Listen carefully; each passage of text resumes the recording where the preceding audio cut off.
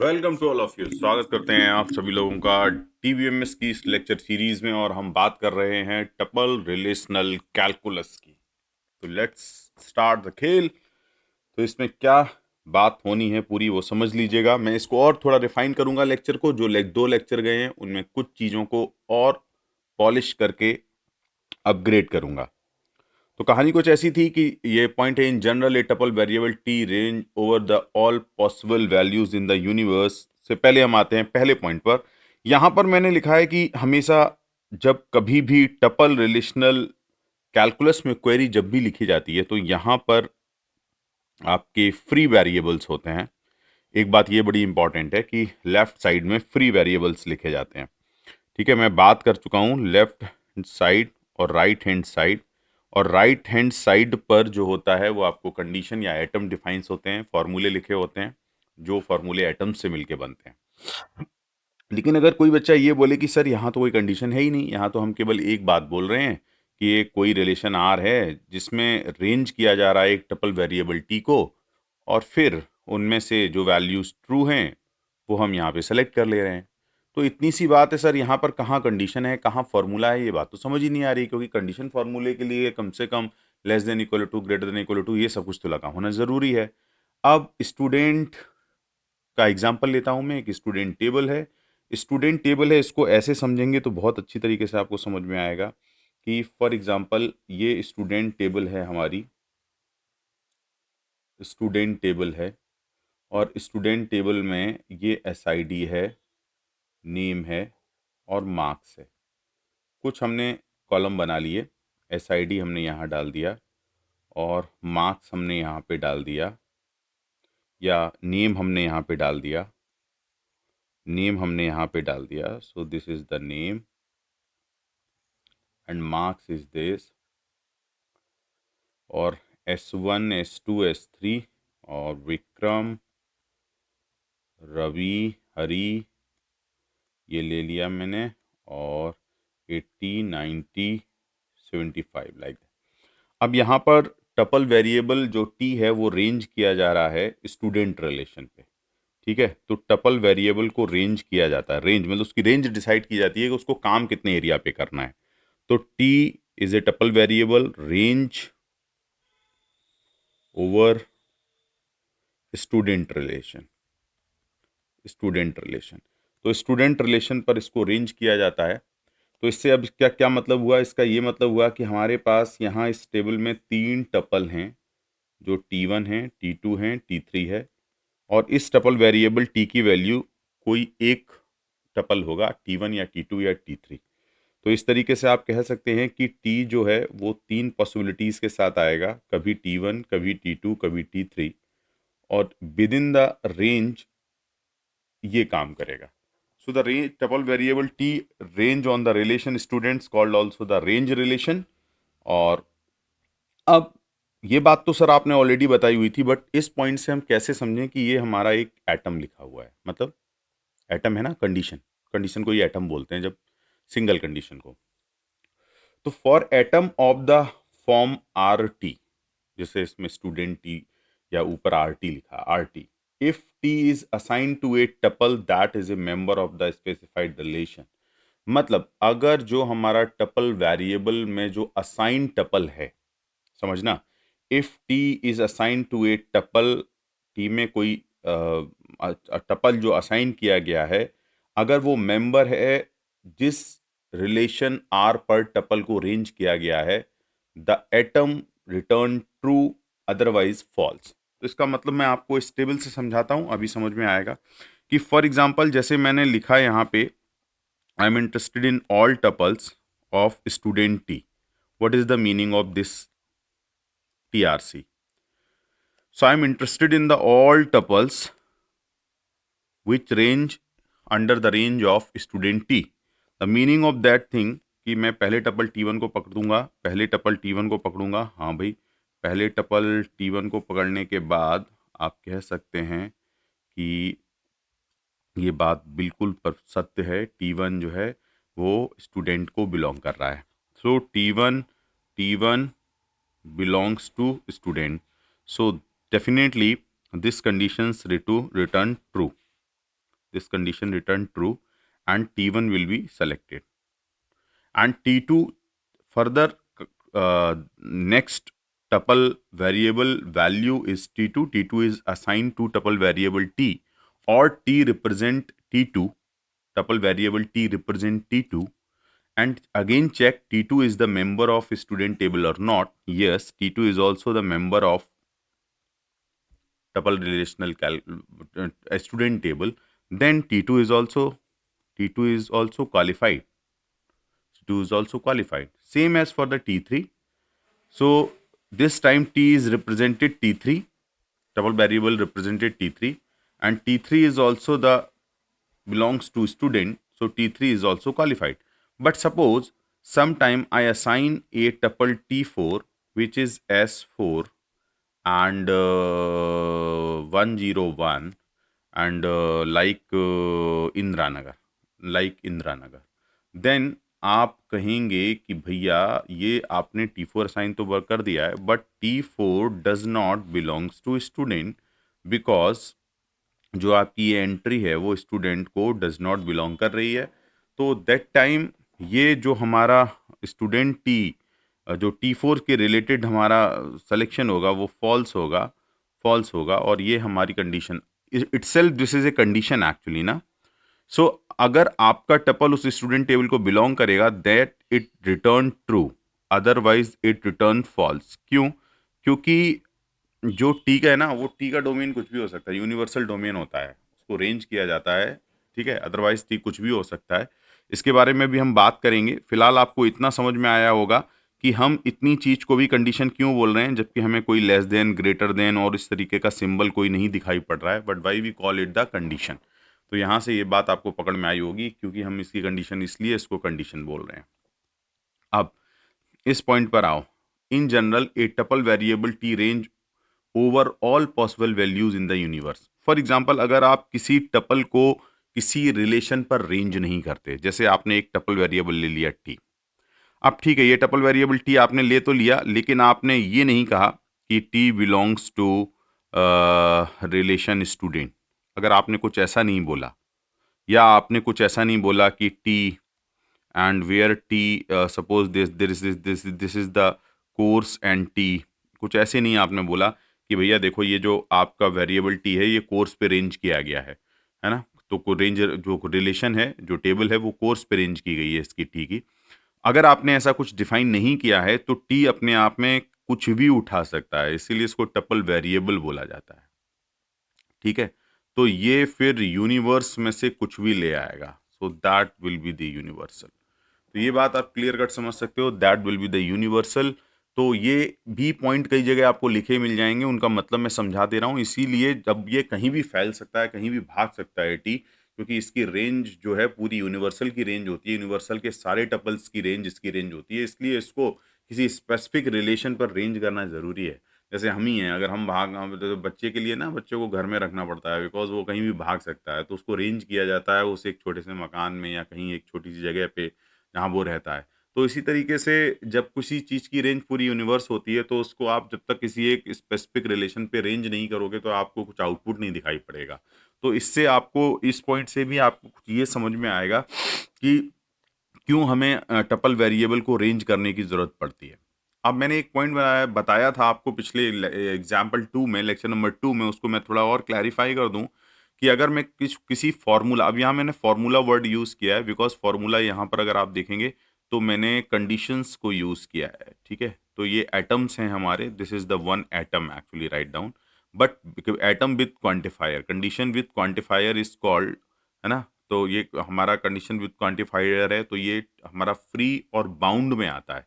लेकिन मैं इसको फ्री और बाउंड यहाँ पर कैसे डिसाइड करूंगा, क्योंकि मैं टी के बारे में तो जानता हूं कि टी वेरिएबल जो मेरा है, टी वेरिएबल है वो क्वांटिफायर के साथ है, तो ये बाउंड है. लेकिन अगर मैं डी की बात करूं तो डी मेरा विदाउट क्वांटिफायर है, विदाउट क्वांटिफायर है, विदाउट क्वांटिफायर है. तो आप कह सकते हो कि ये मेरा फ्री टपल वेरिएबल है, फ्री टपल वेरिएबल है, ये बाउंड टपल वेरिएबल है, टपल वेरिएबल है। क्या बात है। तो ये इस तरीके से आप समझ सकते हो कि एक ही एक्सप्रेशन में आपको फ्री भी मिल सकता है, बाउंड भी मिल सकता है। और मजे की बात यह है कि जब आप किसी भी टपल रिलेशनल कैलकुलस में इस वर्टिकल बार के इससे इस साइड आप कंडीशंस को लिखते हो और इस साइड आप क्या लिखते हो, वेरिएबल्स, टपल वेरिएबल्स को लिखते हो, तो वही टपल वेरिएबल्स इस साइड लिखे जाते हैं जो फ्री होते हैं, फ्री टपल वेरिएबल्स। हमेशा ध्यान रखें इस बात का कि यहाँ जो अभी तो हम एक बेसिक फाउंडेशंस बना रहे हैं टपल वेरिएबल्स टीआरसी में क्वेरी लिखने के लिए। क्वेरी लिखने के लिए क्या क्या चीज़ों की ज़रूरत होगी, कौन सी ईंट, गारा, कौन सा सरिया, ये सब लगेगा, उन सब पूरे कॉन्सेप्ट्स को, एक एक वर्ड्स को समझ रहे हैं।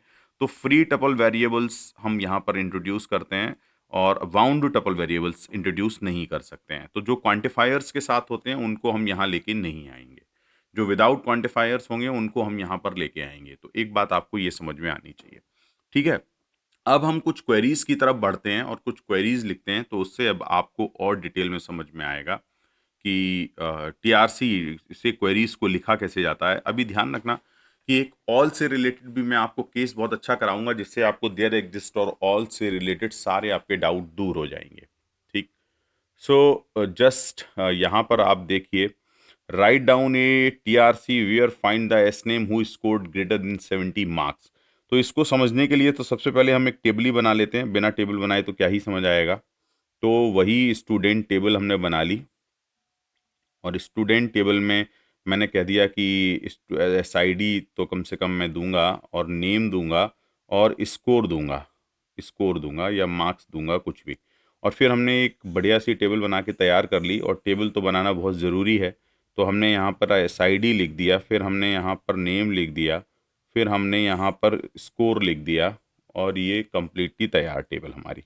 अब टेबल तैयार होने के बाद हमने फटाफट इसमें वैल्यू भर ली, S1 S2 S3, और ये आ गया विक्रम, हरी एंड रवि, लाइक दैट। और फिर मैंने स्कोर यहाँ पर लिया है 80, 65 एंड 85, कुछ ऐसे करके। अब मैंने यहाँ पर बोला है या 75, हाँ ठीक है। अब मैंने बोला है कि फाइंड, क्वेरी क्या मैं चाहता हूँ वो देखते हैं, find the S name of student who scored greater than 70 marks. तो सबसे पहले इसको लिखने का तरीका क्या हो सकता है वो देखते हैं। सबसे पहले मैं आता हूँ क्वेरी नंबर 2 पर, फिर आऊँगा मैं क्वेरी नंबर 1 पर। क्वेरी नंबर 2 और क्वेरी नंबर 1। क्वेरी नंबर 2 क्या कहती है? क्वेरी नंबर 2 कहती है कि देखिए भैया, स्टूडेंट, आप ऐसे इसको ऐसे भी लिख सकते हैं, ज़रूरी नहीं है। आप यहाँ पे जाएं और स्टूडेंट टेबल लिखें बढ़िया से, अच्छी राइटिंग में, फर्स्ट क्लास। मैंने स्टूडेंट्स है तो स्टूडेंट्स लिख दे रहे हैं, स्टूडेंट्स लिखें और इसमें टपल वेरिएबल एस लगा दें। कई तरीके हो सकते हैं इसको, एक ही क्वेरी को लिखने के, जिसमें टपल वेरिएबल एस आपने अंदर इंट्रोड्यूस कर दिया, और आप इसको एंड भी लगा सकते हैं, और आप इसको इस ऑपरेटर, मतलब जो आपका ऑपरेटर है उससे भी रिप्रेजेंट कर सकते हैं, और एंड लिख के भी रिप्रेजेंट कर सकते हैं, दोनों से लिख सकते हैं। तो अभी फ़िलहाल के लिए मैं इसमें ये हटा देता हूँ, एंड लगा देता हूँ। और एंड में मैं गया और मैंने कहा कि अगर मेरा वो टपल वेरिएबल जिस टपल को रिप्रेजेंट कर रहा होगा उसका स्कोर अगर ग्रेटर देन 70 होगा तो वो टपल मेरा सेलेक्ट कर लिया जाता है। अब मज़े की बात ये है कि ये पूरी चीज़ अपने आप में क्या है, एक कंडीशन है, एटम है, मतलब फॉर्मूला है। तो यहाँ पर आप देखेंगे कि दो कंडीशंस का इन्वॉल्वमेंट हो रहा है। The first condition is this and the second condition is this. दो कंडीशंस यहाँ पर आ रही हैं और दोनों कंडीशंस के बीच में एंड लगा हुआ है, तो डेफिनेटली दोनों ही मेरी ट्रू रिटर्न करेंगी, तब बात क्लियर होगी। तो यहाँ से तो पहले से तो समझ में आ रहा है, because S represent all three, तो एस तो इन तीनों का रिप्रेजेंटेटिव है। S1 को रिप्रेजेंट कर रहा है, S2 S3, तो कोई भी इनवैलिड मेरे टपल को रिप्रेजेंट नहीं कर रहा है। इसलिए ये वाली क्वेरी जो लेफ्ट हैंड साइड वाली और राइट हैंड साइड वाली, लेफ्ट हैंड साइड वाली हमेशा ट्रू रिटर्न करेगी, बिकॉज जब भी S1 को रिप्रेजेंट करेगा तब भी ट्रू रिटर्न करेगी, और जब भी S2 को रिप्रेजेंट करेगा ट्रू रिटर्न करेगी, S3 को रिप्रेजेंट करेगा ट्रू रिटर्न करेगी। फिर हम जब S जो है मेरा, उस समय जिस समय S मेरा टपल T1 हो जाएगा, ठीक है, टपल T1 हो जाएगा, तो ये मेरा टपल T1 है, ये मेरा टपल T2 है, ये मेरा टपल T3 है। तो जिस समय वेरिएबल की वैल्यू T1 हो गई, उस समय हम अपने पहले टपल में जाएंगे, पहले टपल में जाएंगे, और पहले टपल में चूंकि अब एस ने T1 को रिप्रेजेंट किया है, तो एस डॉट स्कोर चेक करेंगे, एस डॉट स्कोर चेक करेंगे, और वो हो जाएगा 80। तो ये कंडीशन सेटिस्फाई हो गई ट्रू, तो ये सेलेक्ट हो गया मेरा टपल। ठीक है, फिर सेम सिचुएशन आएगी एस इक्वल टू T2 के लिए, लेकिन फिर जब हम एस डॉट स्कोर, है ना, T2 का जो स्कोर अब एस से रिप्लेस कर दिया जाएगा, बिकॉज एस रिप्रेजेंट कर रहा है T2 को, तो उस समय ग्रेटर ये कंडीशन फॉल्स हो जाएगी, तो हम इसको रिजेक्ट मान देंगे, लेकिन इसको फिर से सेलेक्ट कर लेंगे। तो हमारा जो सिलेक्शन आएगा वो आएगा एस एस वेरिएबल जिस समय T1 था तब सेलेक्ट हुआ था, और एस टपल वेरिएबल जिस समय T3 था तब सेलेक्ट हुआ था। डेफिनेटली अब हम उन एस वेरिएबल्स को रिप्रेजेंट करना चाहेंगे, तो वो एस के फॉर्म में ही रिप्रेजेंट किए जा सकते हैं, क्योंकि एज ही रिप्रेजेंटेटिव है टपल्स का। तो एक तरीके से आप देखेंगे तो T1 और T2 आपको दो आउट, T1 और T3 दो आउटपुट यहाँ से मिल चुके हैं। तो इस क्वेरी को ऐसा भी लिखा जा सकता है, और जैसे वो लिखी है वैसे भी लिखा जा सकता है, तो आप कंफ्यूज ना हो कि ये क्या, क्योंकि इसीलिए ये ना फॉर्मल प्रोसीजर है लिखने का, कोई बहुत स्पेसिफिक रूल्स कंस्ट्रेंट नहीं लगे हुए हैं इसके साथ कि इसको ऐसे ही लिखा जाएगा। जैसे अगर आप सिग्मा पाए देखें तो उनके कंस्ट्रेंट हैं। तो अब यहाँ पर ये एक बात और कह रहे हैं, देखो एक कोई मेरा जो टपल वेरिएबल अगर बिलोंग करेगा स्टूडेंट्स को, तो वही सेम बात चल रही है। क्या बात चल रही है? ये ऐसे लिखें, मैं बिल्कुल छोटी सी छोटी बात को बता रहा हूं यहां पे, या ये ऐसे लिखें, बात एक ही है,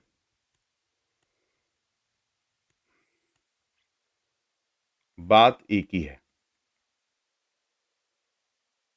दोनों चीजें एक ही हैं, इक्विवेलेंट हैं इवन, और इसको अच्छे से कहें तो दोनों चीजें इक्विवेलेंट हैं।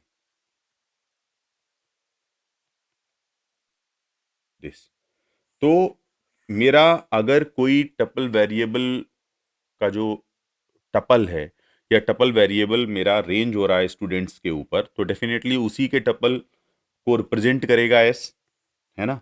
अगर एस मेरा स्टूडेंट पर रेंज हो रहा है तो T1 T2 T3 को ही रिप्रेजेंट करेगा एस। तो ये यहाँ पे कह रहे हैं कि एस बिलोंग टू स्टूडेंट्स, तो आपकी जो एस के टपल्स की वैल्यू है वो स्टूडेंट्स को बिलोंग कर रही हैं, तो मतलब एस की possible values T1 T2 T3 होंगी। और यहाँ पर भी वही कह रहे हैं कि एस जो है वो T1 T2 T2 T3 का ही रिप्रेजेंटेटिव है। तो दोनों चीज़ें एक ही हैं, आप चाहे वैसे क्वेरी को लिखते चाहे ऐसे लिखते, बात वही आने वाली थी। तो इसलिए इस क्वेरी के मल्टीपल एस्पेक्ट्स आप समझते हुए चलिए बेटा, बड़ा अजीब सा इसका सिंटेक्स और एक्सप्रेशंस हैं, क्वेश्चंस बहुत कम आते हैं, बहुत ही आएंगे तो आसान आसान से आएंगे बिल्कुल, ठीक है, और उन पर भी हम बात करेंगे जो आसान क्वेश्चंस आते हैं। दूसरा, अगर हम क्वांटिफायर की हेल्प से इस क्वेश्चन को करना चाहें तो भी हम कर सकते हैं, राइट डाउन ATR से where find the S name who scored greater than 70 marks. अब इन्होंने क्या कहा है, इन्होंने कहा है कि भाई देखिए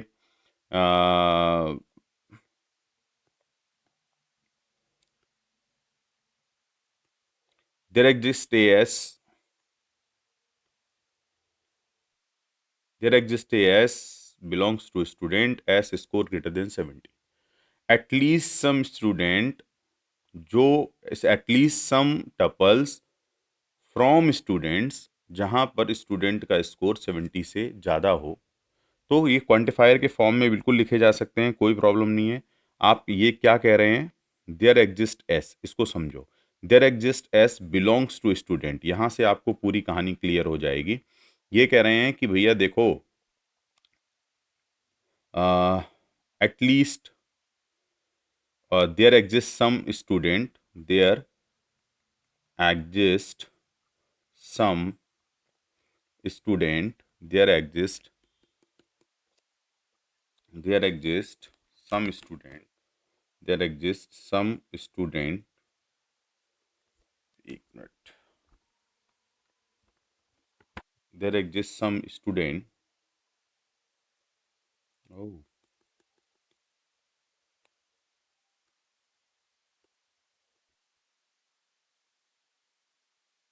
who scored, who scored, scored greater than, greater than, greater than 70 marks. ये बात यहाँ से चल रही है, ठीक है, मार्क्स।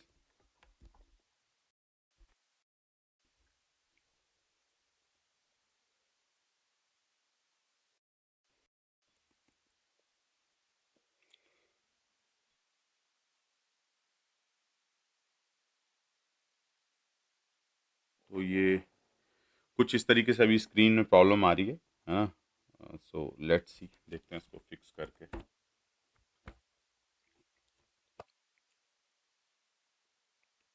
तो यहाँ पर वही बात बोली जा रही है, अगर आप देखेंगे कुछ नया नहीं बोला जा रहा।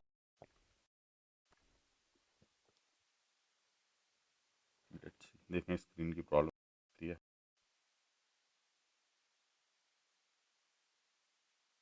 You can see there is a problem in screen actually. So you can see a lot of colors inside the screen. Maybe damaged.